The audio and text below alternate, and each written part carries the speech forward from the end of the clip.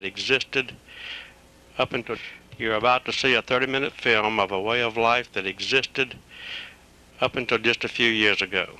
What you see may amaze you as to the fact that the way the cypress was harvested out in the woods and the type of labor and the type of conditions that they work with. However, I believe that you'll find this a very interesting film, and it's also a way of life that does not exist anymore. Cummer Cypress Company is no longer in existence, and the big cypress mills of the past have all gone. The only thing that remains are the small band mills that cut small cypress. The huge monarchs of the cypress are a thing of the past. Just for your information, cypress trees were full grown the day that the giant sequoias of California first sprung from the ground. It was not unusual to cut a tree that had been in existence for more than 3,000 years. Relating back to the one that the man just crawled over, it was probably a full-grown tree the day that Christ was born, and it took just a few minutes to cut it down, and has been changed into a way of lumber and a kind of lumber that is almost impossible to find. Of course, there's a few trees left in scattered remote areas that makes it almost impossible to harvest. The crews that you see going into the woods, this is a daily occurrence. Happened summer and winter. Had no regard to time or to rain or to cold weather. And these people that you see working here, everybody at that time worked for roughly 10 cents an hour, and they did not work from 8 o'clock in the morning until 5 in the afternoon. They would probably get up at some very, very early hour and then take off to the woods, and there they would stay until 4:30, 5 o'clock in the afternoon until they finished their cutting, and they'd be picked up and coming home. It's impossible to believe. This is a professional crew that was hired by Mr. Bill McKinstry to film this and to keep a recorded history of the way that cypress used to be. Let me just sit back for just a minute and let you watch what they're doing and how they're doing it. This part was filmed in 1946, and the last part was filmed in 1958, where you will see the last day that the mill was in operation. All in. They'll notch the tree on one side, then they'll do their cutting with their hand-driven cross-cut saws on the back side of that notch, and they can just about drive a peg in the ground with where that tree will fall. They were that good. Rough kind of a work, and they used to build their track right out to where they were cutting, and you'll see a steam-driven pile driver driving local timber into the ground, and when it got down to where they could not drive it anymore, or to give them a good bed, they would take a cross-cut saw and cut the top off and then lay their track out on it, and that's where their steam equipment would go that would later on pick up the trees and load them and put them on Cummer's own tree cars to be moved back to the mill. There's discrepancy as to where this actually was. Some say it was in Rutland, Florida, which is up close to Bushnell, and some say it's up at the Crow's Bluff area. I'm not familiar with either area enough to be able to tell you, but what they're doing would have made no difference. They would have done the same thing in either Crow's Bluff area or the Compresco area, which is east of Dade City, or any other area that they were cutting timber. The method was always the same. There's a nice one that's falling. You can see in the butt end, you can see a small cavity that they don't know why those cavities are in cypress, but sometime they would go up through the entire tree, sometime they would stop at a couple of foot. They usually cut those off at the mill. Almost makes you want to cry when you see those great big trees that had stood for 2,000 or 3,000 years take their last dive. Also the ending of an era too.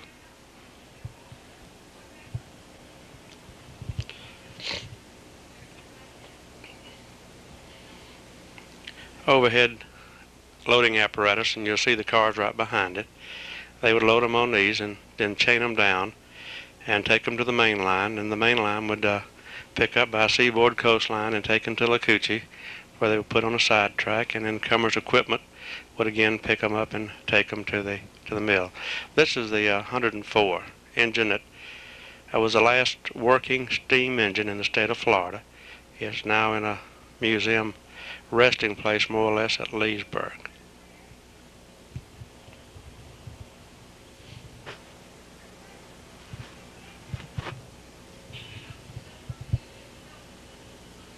There's the 104 there. Makes a beautiful sight, is it? That's not the 104 either. That's a Seaboard Coastline engine, or Seaboard Airline engine at that time, taking them to along the main track back to where they were coming to Lacoochee.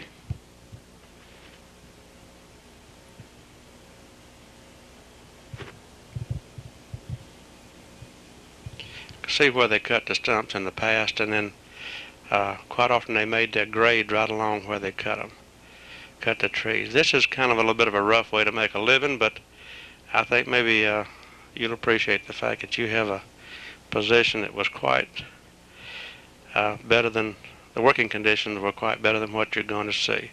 This is rather a large tree they're going to work on this time, and you'll see how they'll do it the same way they've done it in the past, and has probably been done since cypress was first harvested. The man down there is having a little bit of tough footing, and he's also carrying the crosscut, as you can well see.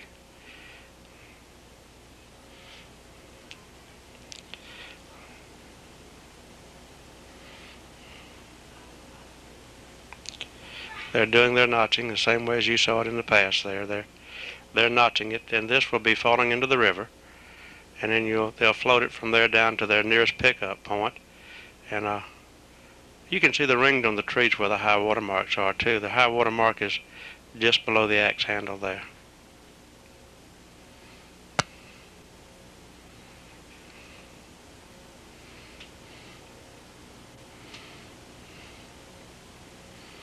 They'll walk out now and cut the topping out of the tree, which they would leave in the wood, or leave in the river, or leave wherever they cut it. And then, of course, the main log itself is what they would float down to the nearest bridge, or to the nearest area that they would put it out with some sort of mechanical equipment to be loaded onto the flat cars to be hauled back to the mill. First thing you're going to ask is, how about the moccasins? Well, when these men started working, the moccasins made a hasty retreat and got out of their way. These people worked, as I said, in winter and in summer, and they did not ever slack down or slow up. It was a hard way to make a living, but at that time, 10 cents an hour and regular work was pretty well thought of. And this, good or bad, was regular work.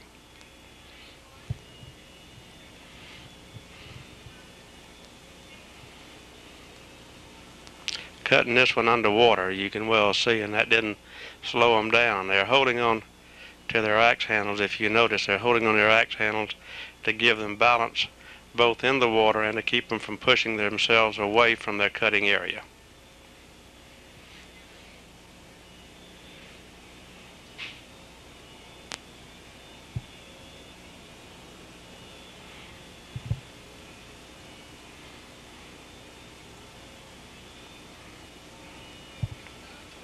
Won't say there wasn't gators in these waters, but it appeared back in those days that gators would always move over if they heard man coming.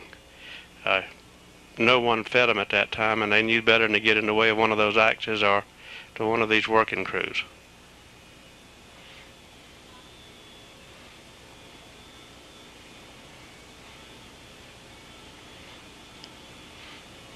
Hit a hole every now and then, and you go down below where you'd wear boots. This is the filming crew taking a little break, and of course part of the filming crew was filming the filming crew. This is the 104 coming back in with a full trainload of logs. You'll probably never ever, you may see a trainload of logs, but it'll never be cypress again. This was in the fall, I would assume, by the way the leaves on the trees are, and the water had been pretty cool at that time.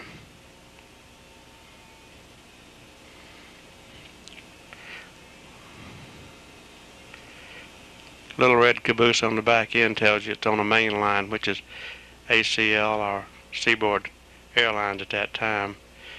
This is a shot in the mill yard where they used to dump them off of the trains, and Then the big skidder back in the back was run by Mr. Joe Hull, or the big crane in the back was run by Mr. Joe Hull. And that crane that you just passed over, which you'll see again, helped dig the Panama Canal and was bought by Cummer Sons, or at that time the Cummer Cypress Company, at their yard at the Naval Yard in Jacksonville. You'll see the log going up in the mill. On the right, on the left is where they send the logs up into the mill for veneer. That's your 104. Beautiful little Baldwin engine, and in a few minutes you'll hear it. This is something that OSHA would always frown upon. But they always did it, and it did it from the time the mill started. That young man would hang by the tongs, and he would ride the tongs from the loading area to the chain, and from the chain to the loading area, depending on what they were doing.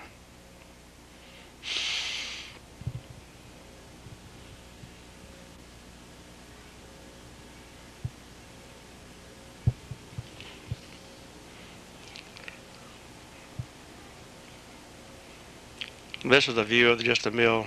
That back in the back was the sawdust house. In the front was the steam chambers where they steamed pine before they sent it over to the veneer mill, and that was a veneer mill just a second ago.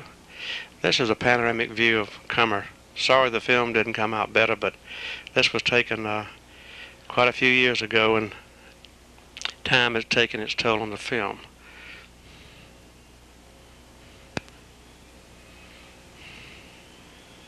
That's the main sawmill there.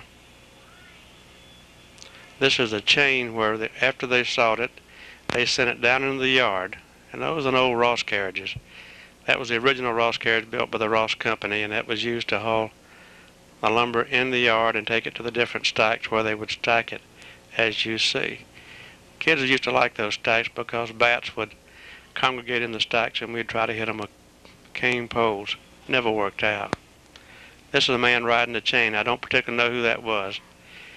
The next half of this film is taken down in the Everglades, and this was the last cutting that the Cummer Sons Cypress Company ever did. This was a different type of timber, as you can well note.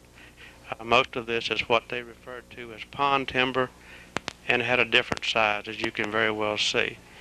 The tractors would drag it for 2 or 3 miles from the cutting area through this flat, marshy swampland back into their loading area, which was on a railroad track.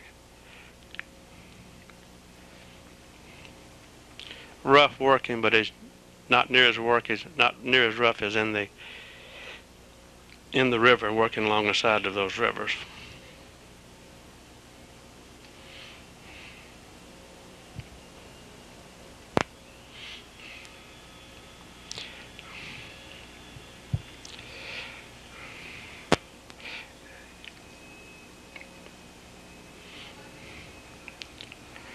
The man in the back there with the striped shirt is Bill McKinstry, and he's responsible for both the first film and the second film. I took these pictures, and Bill would keep looking back to make sure that I was not too far behind and would not get lost in these rather rugged Everglades woods. I made darn sure I didn't get lost too. This kind of timber would not have been cut during the first years of Cummer Sons Cypress Company. This was kind of a scrapping up operation. This size timber was only taken into the mill after everything else had been pretty well cut out. Now they did have some big timber there, but it was very, very scattered and very few of them. I'd like to call your attention to the size and the weight of that chainsaw that man is working with there. That was probably one of the first chainsaws and weighed about 10 times of what the modern chainsaws were. Now he's going to drive that peg in and drop the tree in a particular direction. I think they found that easier than notching, but I'm not an expert enough to know. That's Bill McKinstry again. We're going back into some deeper woods now.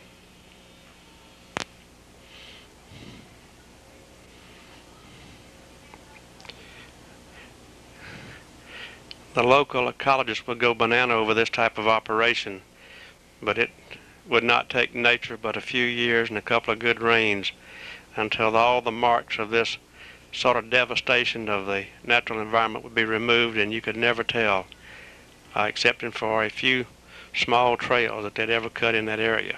Of course, the stumps would be there as reminders and the trees would not return that quick, but you could not tell environmentally that they'd ever cut there.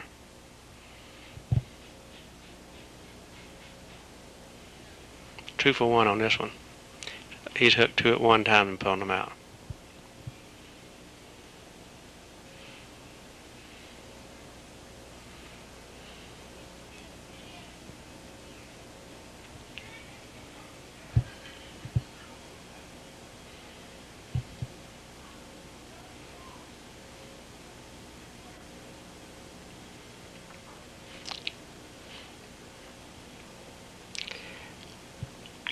Obviously they're hooking 3 or 4 logs together to pull out to their loading area.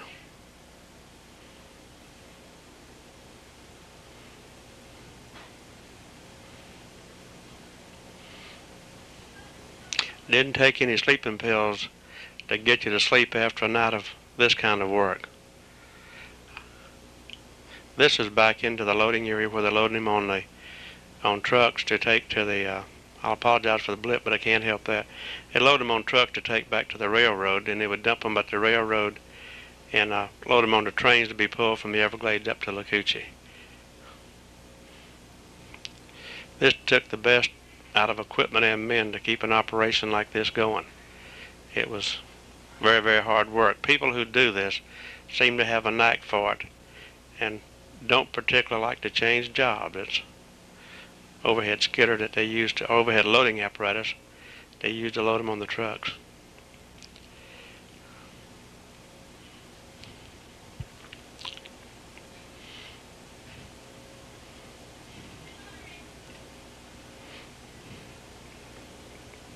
Pretty good load there, but it's all small timber. You'll see some bigger timber in a few minutes, but this is all small stuff and really not a prime grade of Cypress as far as Cypress was concerned. There's a pretty good sized log there.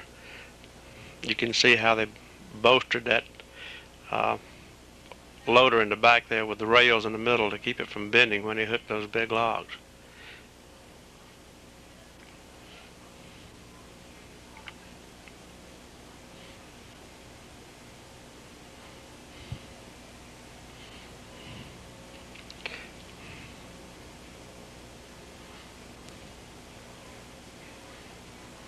This, by the way, is the last trainload of Cypress logs that was ever loaded and pulled across the track in Florida. When this load reaches the Lacoochee mill, that will be the end of an era that I doubt will ever come back.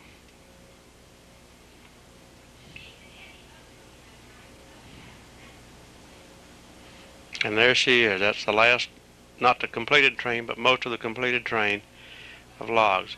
The gentleman there in the front is a foreman, and I'll have to admit I've forgotten his name over the years. Bill McKinstry again, who's responsible for both of these films, the first one and this one.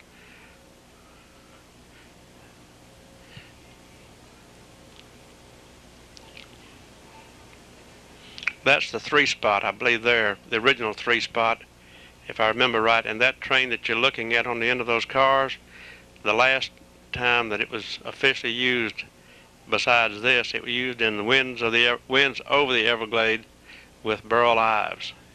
If you remember the train that was in that, that's the train. They came down to Florida, fixed it up, painted it up, doctored it up, made it look pretty, and pulled it for its last, the last picture show of that area.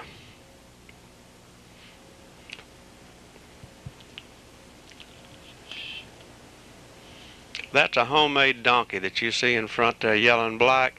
That was probably one of the first diesels that was ever used at Lacoochee.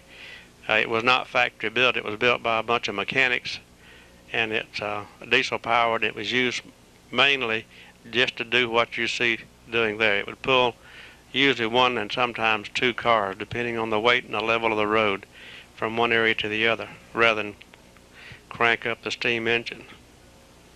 There's your little engine.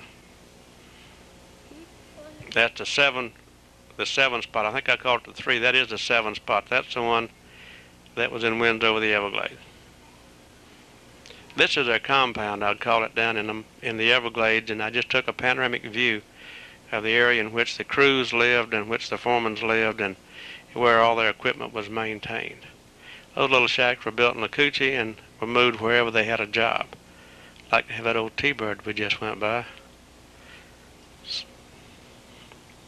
Not very appetizing place to live, but that's where they lived and that's where they worked for all the time they were in the Everglades. Very rough, basic living, and they had more mosquitoes and bugs than they had anything else. This is the depot in Lacoochee and this is a register. This is a red register bringing in a load of logs from, I believe, the Chase of Whiskey.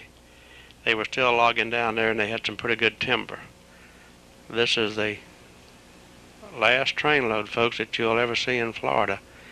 Good or bad as far as the pictures go, this is it. It's the last load of cypress that'll ever come into a mill. Of course, it'll be the last one ever come into the Lacoochee mill because it's gone.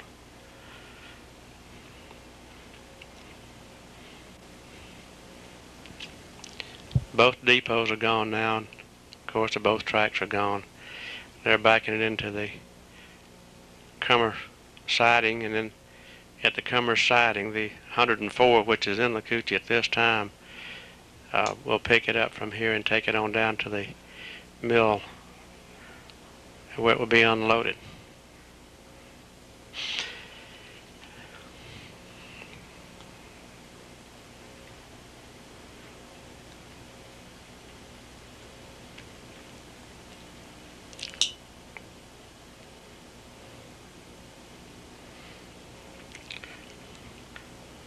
Photography wasn't too great in spots, but luckily it doesn't last forever. That's the 104. She's hooked onto them and taking them up the grade to the mill in Lacoochee. That was a beautiful little bald one, and the one I told you about that is up at Leesburg now.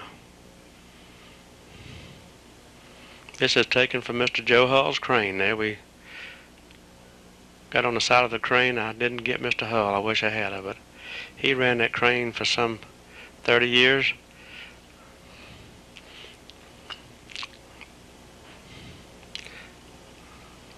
They're backing them into place where they'll unload them. The man you see there with the white shirt is Mr. Charles Bergstresser from Lacoochee.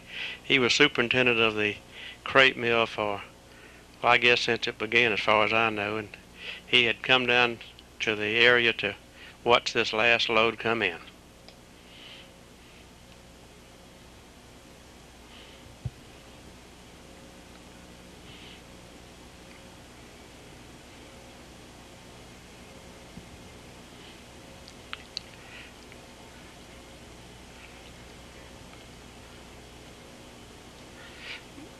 This is a panoramic view of the old Cummer Cypress Company's commissary and their gasoline area, a few of the houses. Then we'll swing across to the water tank that's still in Lacoochee, by the way. Not in use, but it's still there. That happens to be the crepe mill. A couple of the trucks. And this is the pay office area here. That's the pay office that we got a view of that too. Cummer paid in cash. They never paid with checks. Every week they paid all their employees with cash. Quite a day.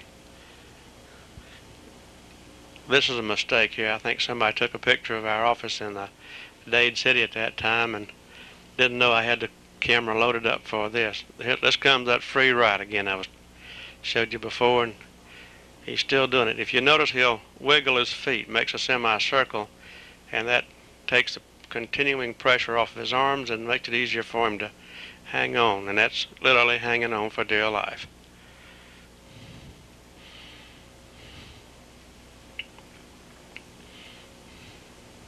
He's hooking a rather large log now. This is several days later, and Bill McKinstry saved back a couple of the larger logs to go through the mill to be the last one to go through. And this is, I believe, the last one as it's being hooked to go up on the chain that will take it into the mill.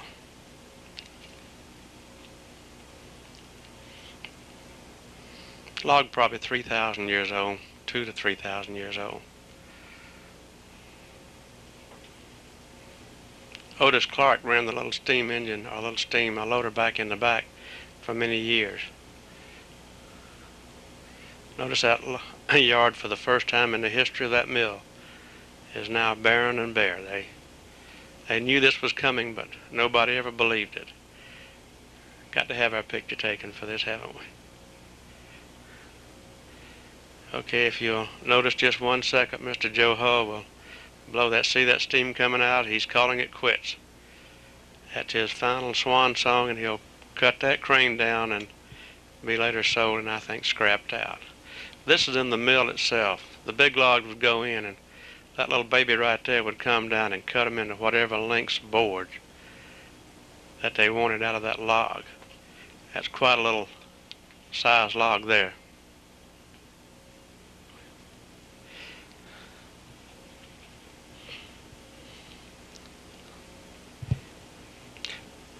You saw you're in this with Mr. Lynn Burnsett. Mr. Burnsett is still up in Lacoochee, and you can see by the size of that log you've got a good cut coming out of her.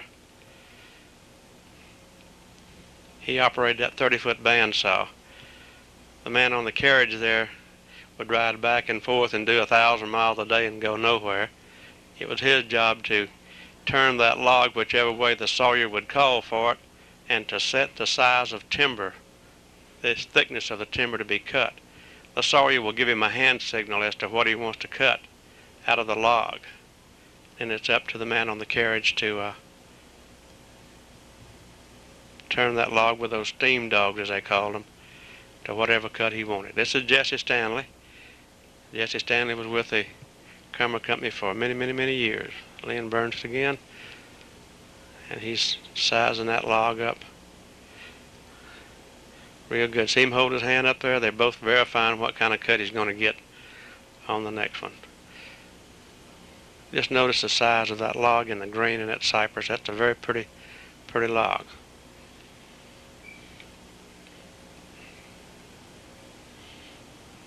Sawyer's hand never stopped. He's trimming the log up there, but if you'll notice, that hand never stops. He's riding the saw back to shape up his log and clean it up for the next cut. This is a gang saw. He'd cut them up into whatever size timbers you wanted, one by whatever it was, and he'd run it through that gang and cut them all at one time.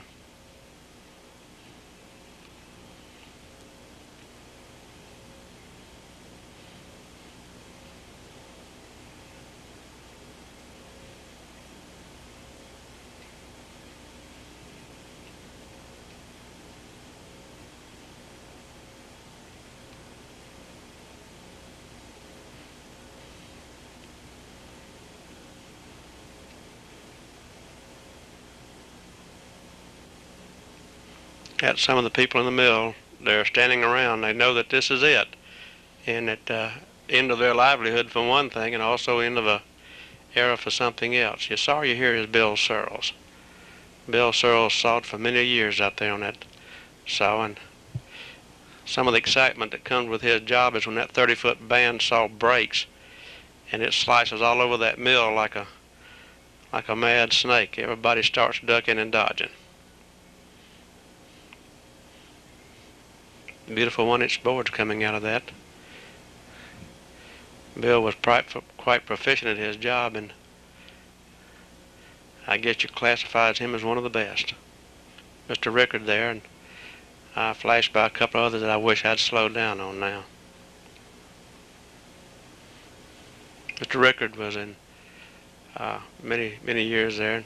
This is all the people waiting around for this last day to come to its inevitable end.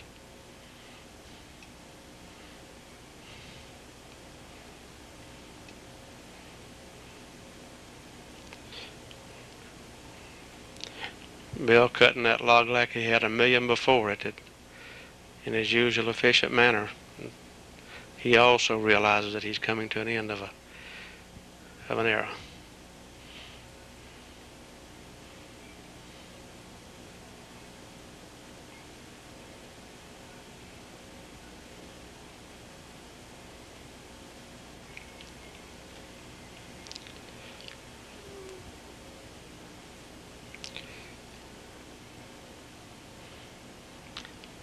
There she is. Now this is the last cut. When you see this one drop and that main one that onto the hooks go, that will be the end of the cutting at the Cypress mill in Lacoochee, Florida. He held his fingers up for his cut, and he's going to yank it off now and put it on the chain.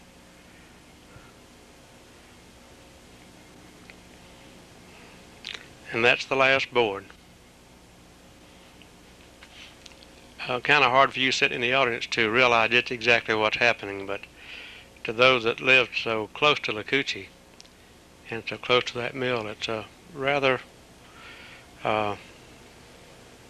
traumatic experience. I'll have to admit that. Going through there, they're trimming it up now, and then this is a trimmer. Cut it up, cut the end into whatever length they wanted, cut off the waste pieces. That's Mr. Jace McIlvain, and you'll watch just a second. He's grading that board, and when you see him make that slash and wipe his hands, you'll know that was it. That's the end of the cutting, and there. All of those that are around there are just waiting. And we thank you for spending a few minutes of your time to watch this. Rather, those from Lacoochee, thank you.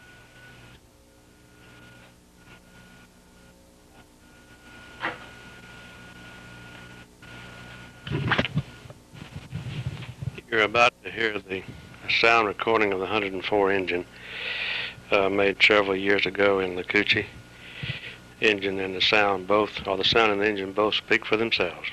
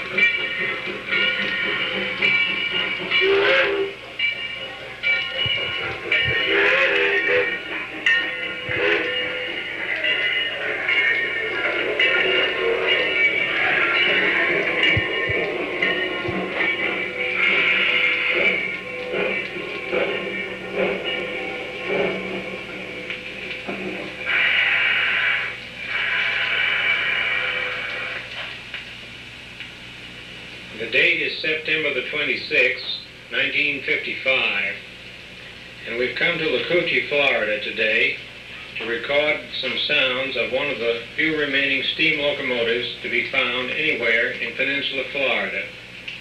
Here at the Cummer Cypress Company, through the courtesy of Mr. J.T. McKinstry, we're going to record the sound of a prairie-type locomotive number 104.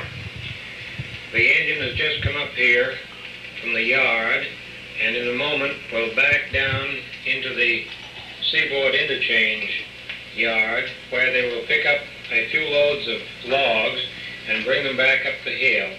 So let's stand by.